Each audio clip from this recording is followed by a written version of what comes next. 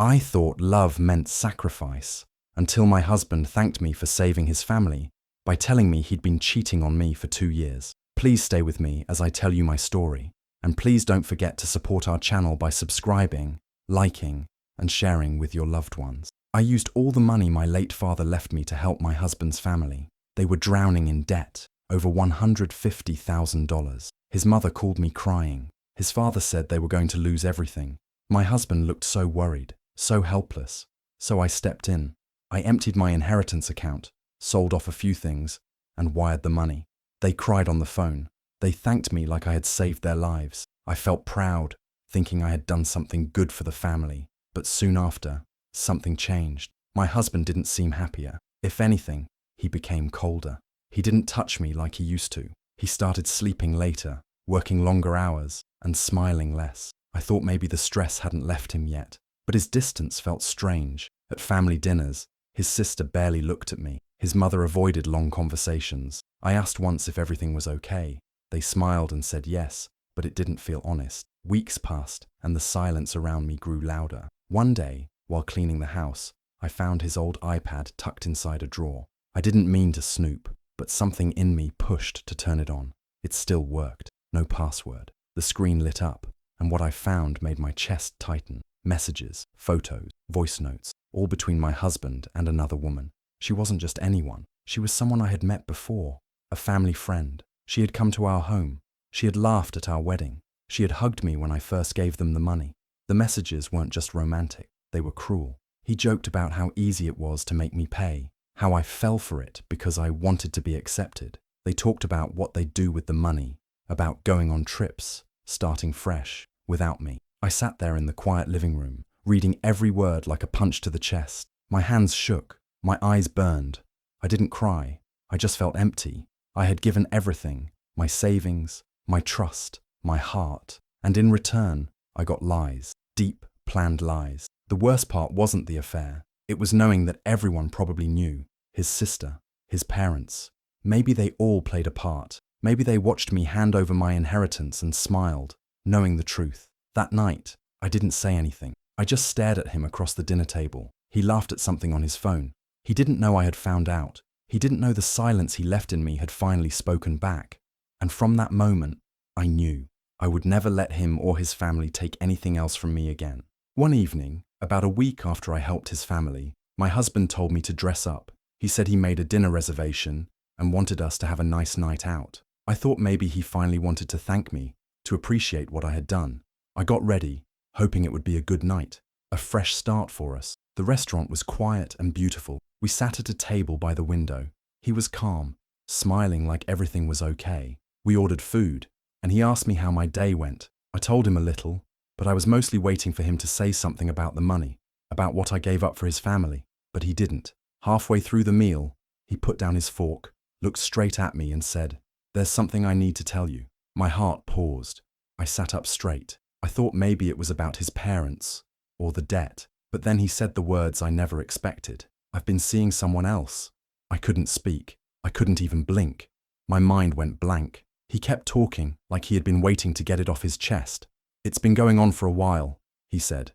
"I just didn't know how to tell you, but I feel lighter now." Lighter? He said he didn't want to hurt me, but he couldn't keep pretending. He said he wanted to start fresh, that he didn't want any drama, that it would be better if we just moved on peacefully. I looked at him, really looked. This was the man I trusted with my life, the man I fought for, the man I defended in front of others. And now he was sitting across from me, calm and relaxed, ending our marriage like it was a business deal. I couldn't cry. The tears wouldn't come. I felt frozen, like someone had pulled the ground from under me. I asked him one question. "With who?" He looked away for a moment and then said her name. I knew it, a name that hit my chest like a stone. The rest of the night was a blur. I don't remember the taste of the food. I don't remember how we got home. All I remember is walking beside a man who had just broken me, yet acted like he had done me a favor by telling the truth. I didn't yell. I didn't beg. I just kept quiet, because inside me, something had changed, something deep and final. And though he couldn't see it yet, I knew the peace he was asking for would come, but not in the way he thought.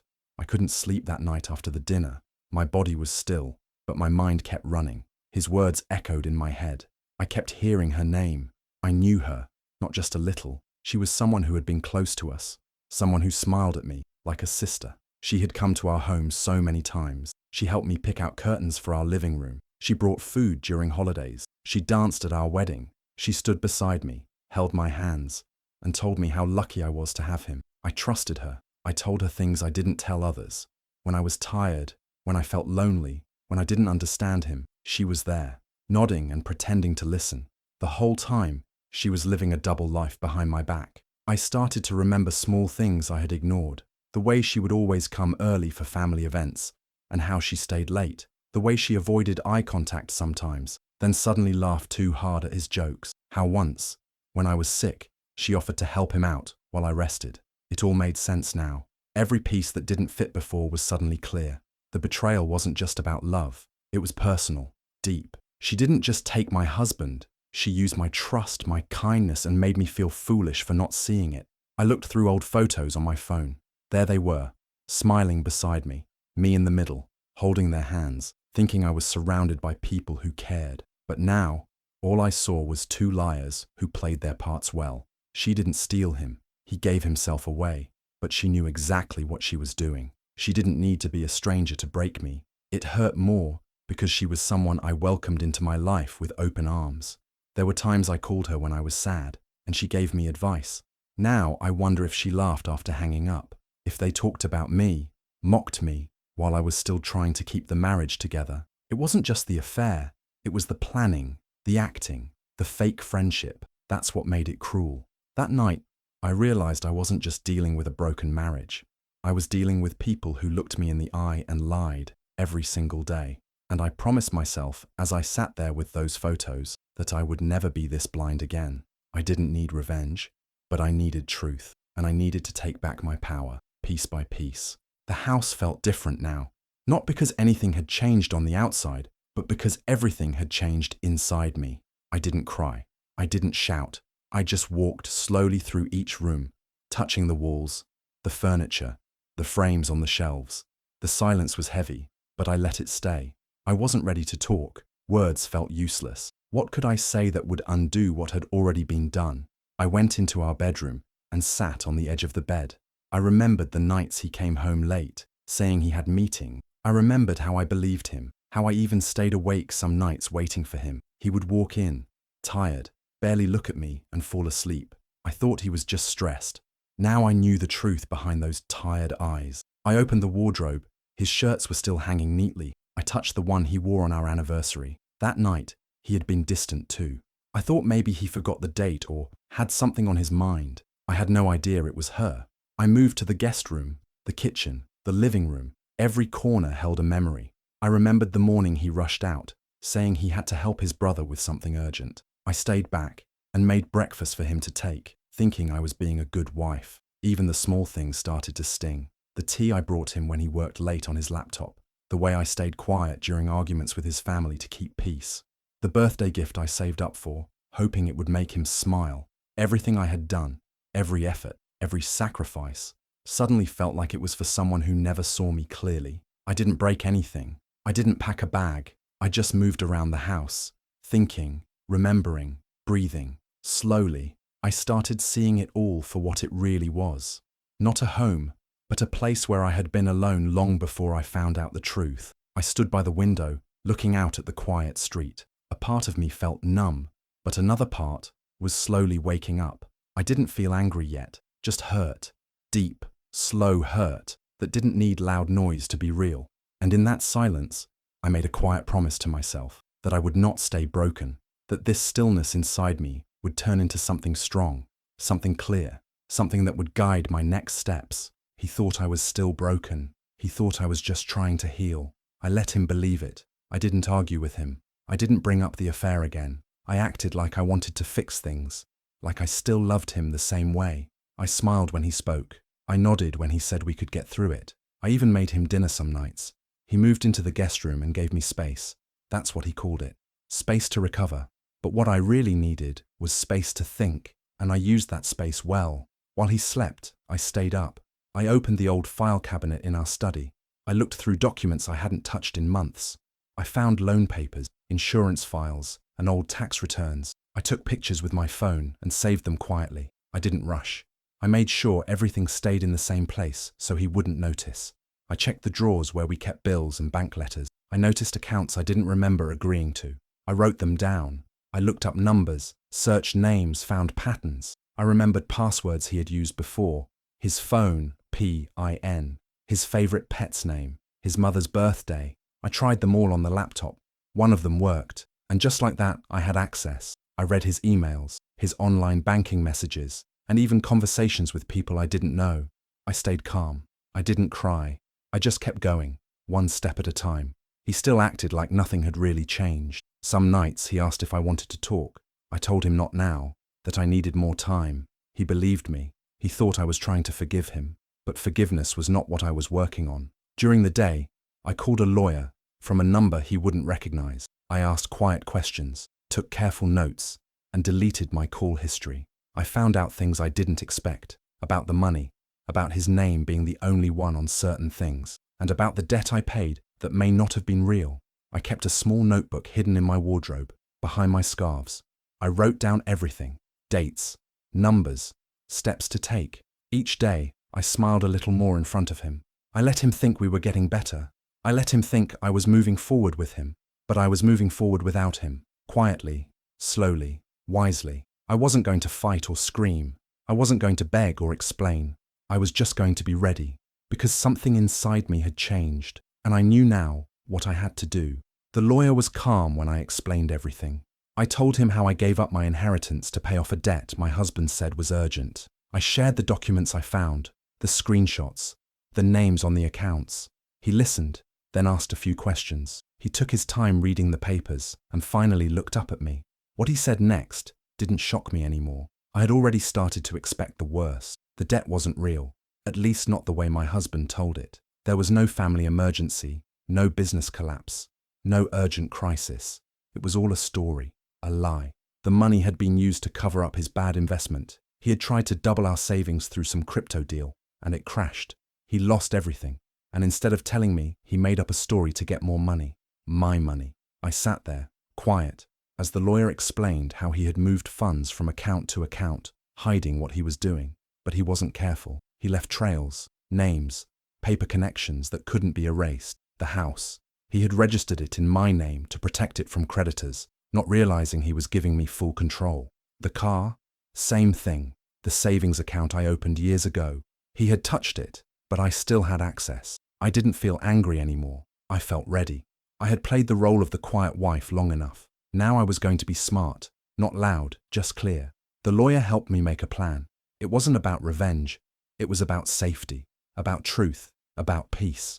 We filed the divorce quietly, with every document in place. He wouldn't see it coming. He thought I was still unsure, still weak, but I wasn't. While he went about his day, smiling like nothing had changed, I met with banks, signed papers, closed certain accounts, and opened new ones. I removed his name from things that mattered. I took back what I could, legally, step by step. He had played with my trust, with my kindness, but he had left his guard down, and that was his biggest mistake. Now, the home I once cried in belonged to me. The car I used to drive him around in was mine. The accounts he thought he hid were in front of me. He didn't know it yet, but the ground beneath him was gone, and I didn't have to raise my voice once. He came home to find the house clean and warm, the dining table set for many guests. I told him I planned a small dinner for the family, just to bring everyone together again. He looked surprised, but not worried. He smiled and said it was a good idea. I told him to wear something nice. Later that evening, his parents came in, then his brother, his sister, even some cousins. Everyone greeted me kindly. They thanked me for the meal and said it was good to see everyone together again. Then, a little later, she walked in, the woman he cheated with. She greeted me like nothing had ever happened. I smiled and offered her a drink. We sat, we ate, we laughed at old jokes. I served them the food I cooked all day. I let everyone enjoy their evening. I didn't mention anything. I didn't give even one sign that something big was coming. When dessert was over, I stood up and said I had a surprise to show them. Everyone turned their heads. I dimmed the lights and connected my laptop to the projector. I said, "Let's look back at some memories." The video started with soft music and clips from family trips, birthdays, beach days, weddings. Everyone smiled. Some even laughed. Then the music changed, the screen flickered, and the real video began. Screenshots of messages filled the wall, photos of hotel bookings, videos of them together, chat after chat. The room went silent. No one moved. No one breathed. His mother covered her mouth. His sister looked at the woman sitting beside her, then turned away. He sat frozen, eyes wide, face pale. The woman, the one who smiled at me earlier, shifted in her seat. She couldn't look up. I stood still, watching their reactions. I didn't cry. I didn't explain. I let the truth speak for itself. When the video ended, I turned the lights back on. The room stayed quiet. He tried to say something, but his voice cracked. His father stood up and left the table. His brother shook his head and looked away. I walked over to him and handed him an envelope. Inside were the divorce papers. I said nothing. I just placed it in his hand and stepped back. He looked at me, then at everyone around him. No one came to his defense. No one asked me why I did it. They all saw it with their own eyes. It wasn't just a dinner. It was a moment of truth, a quiet end to everything fake. I didn't raise my voice. I didn't make a scene. I just turned on the projector and let the truth do all the talking. After the video ended and the papers were in his hands, he just sat there. At first, he didn't speak. Then slowly, he looked at me with tears in his eyes and asked for another chance. He begged me to talk to him alone, away from everyone. But I stayed where I was. There was nothing more to say. His mother started crying. She kept asking him, why? His father looked so ashamed he couldn't even look at anyone. His sister got up and started collecting her things. The woman he cheated with didn't say a word. She stood, picked up her purse, and walked out. No one followed her. He fell to his knees. He held the divorce papers in his hands like they were fire. He begged again, said he didn't mean to hurt me, said it was all a mistake, that he was confused, that he still loved me. But I couldn't listen anymore. I was done giving chances. I told him everything was already in place. The house was no longer his. The car wasn't either. His name had been removed from all joint accounts. The bank had been informed. The lawyer had handled it well. There was nothing left for him to control. His eyes widened. He kept asking what I meant. He didn't understand how fast it had all changed. He didn't know I had been preparing for weeks.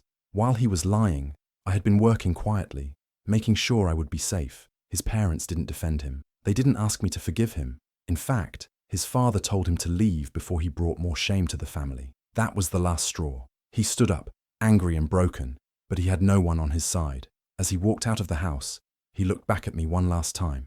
I didn't cry. I didn't speak. I just looked at him without emotion. He had done enough damage. When the door closed behind him, the room stayed quiet. His family slowly left, one by one, without another word. No one could believe what they had seen, but I had known it all along, and now it was over. I went upstairs and sat by the window. The sky was dark, but inside me it felt calm.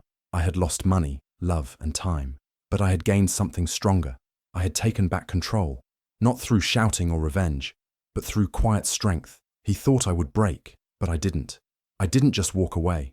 I made sure he could never walk back in. Life became quiet after everything ended. I adopted a dog from the shelter. He became my best friend. He waits by the door when I'm out and curls up beside me when I rest. His presence filled the space that once felt empty. I started growing flowers. Every morning I watered them and watched them bloom little by little. There was something healing about watching new life grow. It reminded me that beauty can come after pain. I didn't rush anything. I let each day come as it was. I no longer talked about the past. I no longer needed to explain or prove anything. My peace was real, and it showed in the way I smiled without forcing it. People noticed a change in me, a calmness they hadn't seen before. I didn't feel angry. I didn't even wish him harm. What needed to happen had already happened. I didn't chase revenge.